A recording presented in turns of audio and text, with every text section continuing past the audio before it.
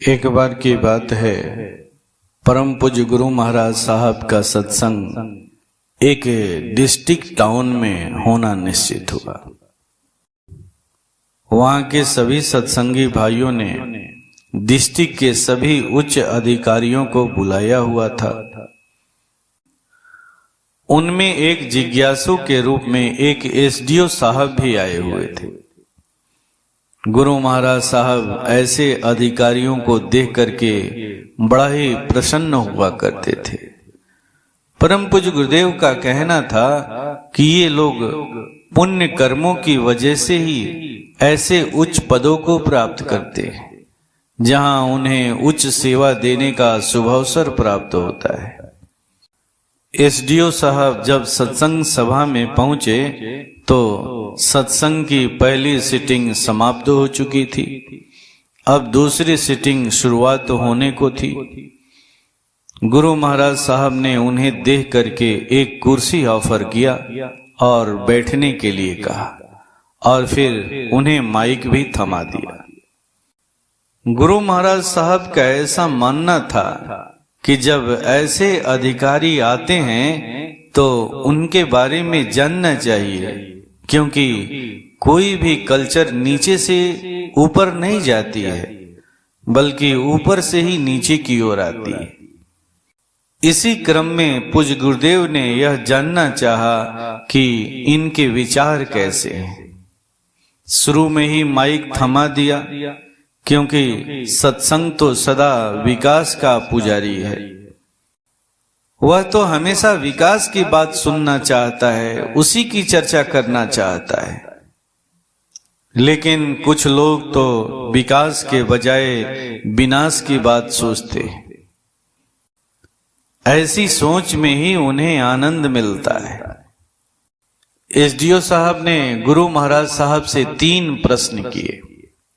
पहला प्रश्न था, हम आज तक यही जानते हैं या सारे लोग ऐसा ही मत रखते हैं कि भगवान एक होता है, लेकिन आज देखने को मिलता है कि भगवान अनेक हैं। जैसे भगवान राम, भगवान कृष्ण, भगवान बुद्ध, भगवान महावीर, भगवान रजनीश, भगवान अवधूत और न जाने कितने कितने भगवान खड़े हो गए हैं। मैं यही पूछना चाहता हूं कि इतने सारे भगवान आए कहां से। फिर उन्होंने दूसरा प्रश्न पूछा, हमने सुना है कि गुरु भी एक ही होता है और वह शिव हैं। यही एकमात्र गुरु हैं और इनके अलावे अन्य कोई दूसरा गुरु नहीं है। लेकिन आज गुरु लोग इतना बढ़ गए हैं कि ये गली गली में घूम रहे हैं। ये रामाश्रम सत्संग के गुरु हैं, ये दिव्य चेतना सत्संग के गुरु हैं, ये विहंगम योग के गुरु हैं, ये ब्रह्म कुमारी समाज के गुरु हैं। इस तरह से न जाने कितने गुरुओं की भरमार लग गई है। ऐसा देख करके मुझे बड़ा ही आश्चर्य होता है। फिर उन्होंने तीसरा प्रश्न पूछते हुए कहा, मैंने सुना है कि हर गुरु अपने शिष्य से एक दांव छुपा लेता है। अगर ऐसा होता है तो हमें ऐसा लगता है कि आज तक कोई भी दांव बचा नहीं होगा। छुपाते छुपाते सभी दांव खत्म हो गए होंगे। एसडीओ साहब ने इन तीनों प्रश्नों को रखते हुए परम पूज्य गुरुदेव से कहा, मुझे आपसे यही प्रार्थना है कि आप कम से कम एक भी दांव नहीं छुपाएंगे। एसडीओ साहब के प्रश्नों को सुनने के बाद ऐसा आभास हो गया कि इनके प्रश्न नकारात्मकता लिए हुए हैं। चूंकि सत्संग का एक सिटिंग खत्म हो चुका था, ऐसे में सारे नकारात्मक विचार भी खत्म हो गए थे और सभा में बैठे हुए लोग ध्यान का आनंद ले रहे थे, सुख ले रहे थे। फिर ऐसी हालत में सभा में ऐसा प्रश्न किया जाना थोड़ा सा वातावरण को बोझिल बना रहा था। ऐसा नहीं है कि प्रश्न नहीं किया जाना चाहिए, प्रश्न अवश्य किया जाना चाहिए, लेकिन नकारात्मक प्रश्न अकेले में पूछा जाना चाहिए ताकि सभा के भाव बाधित न हो। प्रश्न सदा जानने के ख्याल से किया जाना चाहिए, बोध करने के ख्याल से किया जाना चाहिए, न कि सभा में खिल्ली उड़ाने के लिए किया जाना चाहिए। गुरु महाराज साहब ने एसडीओ साहब के तीनों प्रश्नों का एक एक करके उत्तर दिया। परम पूज्य ने उनके पहले प्रश्न का उत्तर देते हुए कहा कि भगवान एक ही हैं और वह है ब्रह्म, जो निराकार है, निर्विकार है, निर्गुण है। लेकिन जिन्हें आप भगवान कहते हैं, ईश्वर कहते हैं, वह एक गुरु के नाम है। जब कोई शिष्य गुरु के साथ जुड़ता है और उनकी बताई हुई प्रणाली के साथ चलता है और जब वह अपनी अनुभूतियों में उतरता है तो उसके अंदर में विश्वास पैदा होता है। विश्वास की शक्ति क्या है? तो श्रद्धा है। जब अपने गुरु के प्रति शिष्य के अंदर में श्रद्धा उमड़ती है तो वह उन्हें गुरु भगवान के रूप में संबोधित करता है, ईश्वर के रूप में संबोधित करता है। वैसे ईश्वर का अर्थ ही होता है ईश जोड़ वर। यहाँ इस निराकार शक्ति है, यही ब्रह्म है और वर शक्तिवान है, यानी इस शक्ति को धारण करने वाला है। इस शक्ति अपनी अभिव्यक्ति स्वयं नहीं कर सकती है, वह इसके लिए एक वर को वर्ण करती है, यानी ईश्वर बनती है, जिसका नाम गुरु है। इसी को तो गोस्वामी जी कहते हैं, बिन पग चले सुने बिन काना, कर बिनु कर्म करे विधि नाना, आनन रहित सकल रस भोगी, बिनु बाणी बक्ता बड़ जोगी। वह शक्ति कैसी है? तो उसके पैर नहीं है पर चलती है। कैसे चलती है? तो गुरु के पैरों से चलती है। उसके कान नहीं है पर सुनती है। कैसे सुनती है? तो गुरु के कान से सुनती है। उसके हाथ पैर नहीं है पर सारे कार्य करती है। कैसे करती है? तो गुरु के हाथ पैरों से करती है। मुख नहीं है पर सभी प्रकार के रस लेती है। कैसे लेती है? तो गुरु के मुख से लेती है। वाणी नहीं है पर इसके सामने बड़े बड़े वक्ता फेल हो जाते हैं। यह कैसे होता है? तो गुरु के वाणी के द्वारा ही होता है।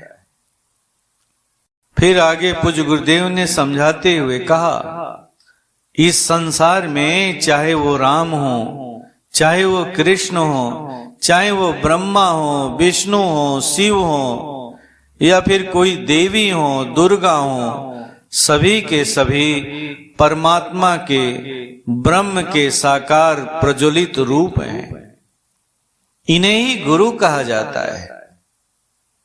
शिष्यों ने अपने गुरु को ईश्वर या भगवान का दर्जा दिया है।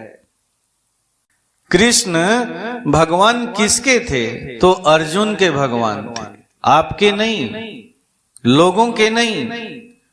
लोगों के होते तो लोग उनसे लड़ते क्यों? आज लोग मान लिए हैं कि वह भगवान थे।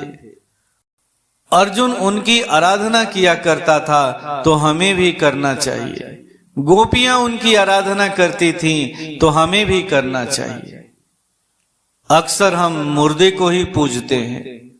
अगर एक जिंदा चूहा निकल जाए तो उसे मारने के लिए सभी दौड़ पड़ते हैं, और वहीं अगर पत्थर का चूहा मिल जाए तो उसकी पूजा करने लगते हैं, यह कह करके कि यह तो गणेश जी का सवारी है।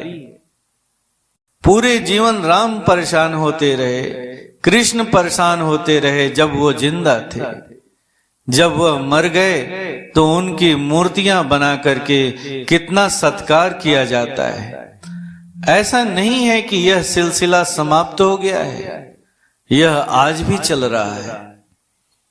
इस तरह से गुरु महाराज साहब ने कहा, शिष्य जैसे जैसे उन्नत होते जाता है उसकी श्रद्धा अपने गुरु में बढ़ती चली जाती है और वह देखता तथा अनुभव करता है कि उसके अलावा मेरा दूसरा कोई नहीं है।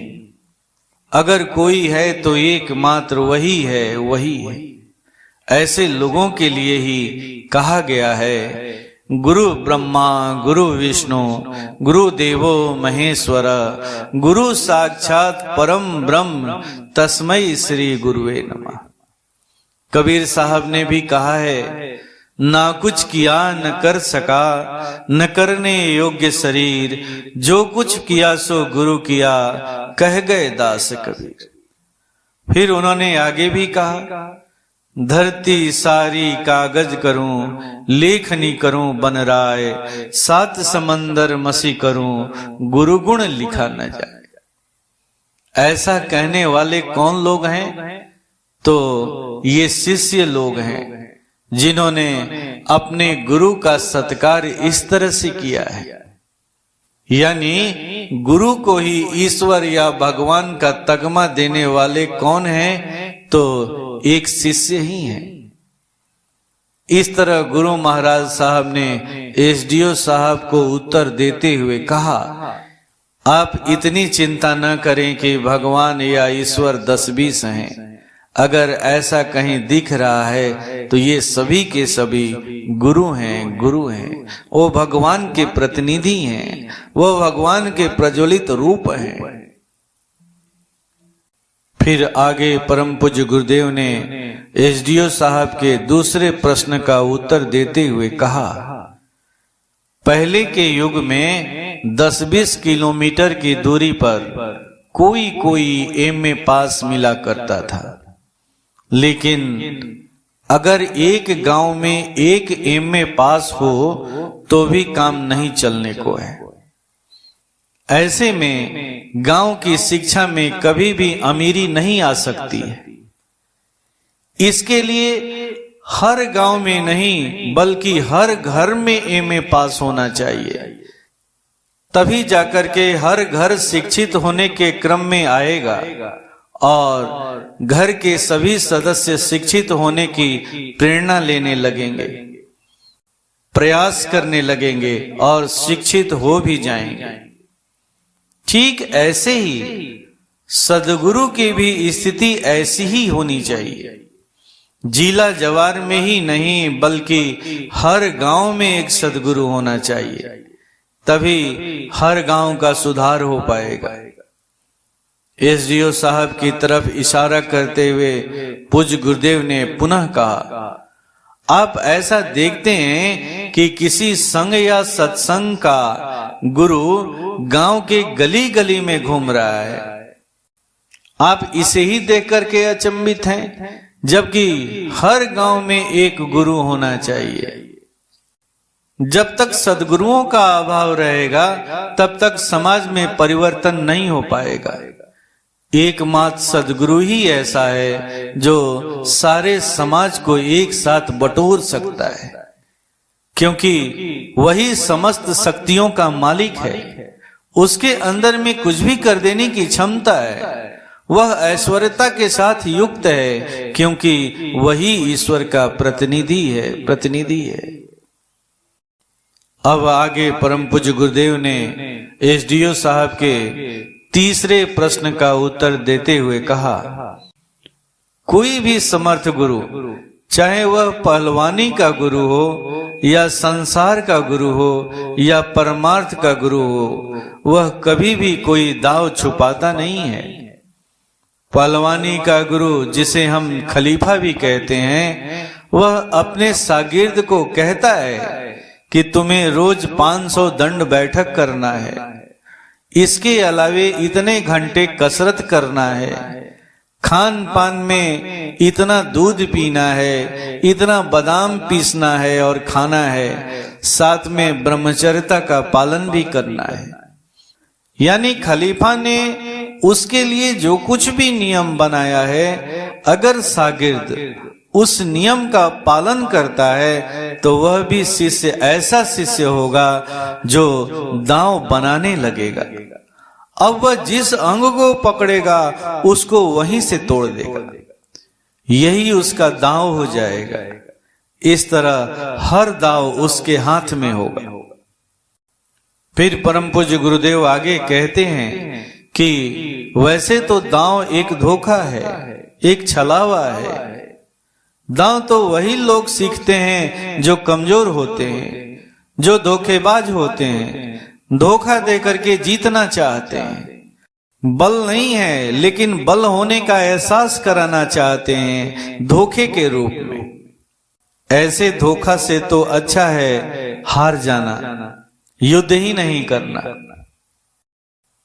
ठीक इसी प्रकार से एक सद्गुरु भी जब अपने शिष्य को बताता है कि तुम्हें इतना देर इस तरह से नित्य ध्यान साधना करना है, तुम्हारी रहनी सहनी ऐसी होनी चाहिए, तुम्हारी मानसिक ब्रह्मचर्यता बनी रहनी चाहिए, नेत्रों की ब्रह्मचर्यता बनी रहनी चाहिए, वाणी की ब्रह्मचर्यता बनी रहनी चाहिए, श्रवण की ब्रह्मचर्यता बनी रहनी चाहिए। और जब शिष्य पूरी निष्ठा के साथ इसका पालन करता है तो उससे कोई भी दांव छिपा नहीं रह जाता, सत्य उसके पीछे पीछे चलने लगता है। यहां कोई छुप छुपाव नहीं होता। ऐसा शिष्य खुद गुरु बन जाता है, गुरु बन जाता है, क्योंकि शिष्य ही एक दिन गुरु बनता है, भक्त ही एक दिन भगवान बनता है। भगवान कहीं से पैदा नहीं होता, कहीं पिता पैदा नहीं होता, बल्कि पुत्र ही एक दिन पिता बनता है।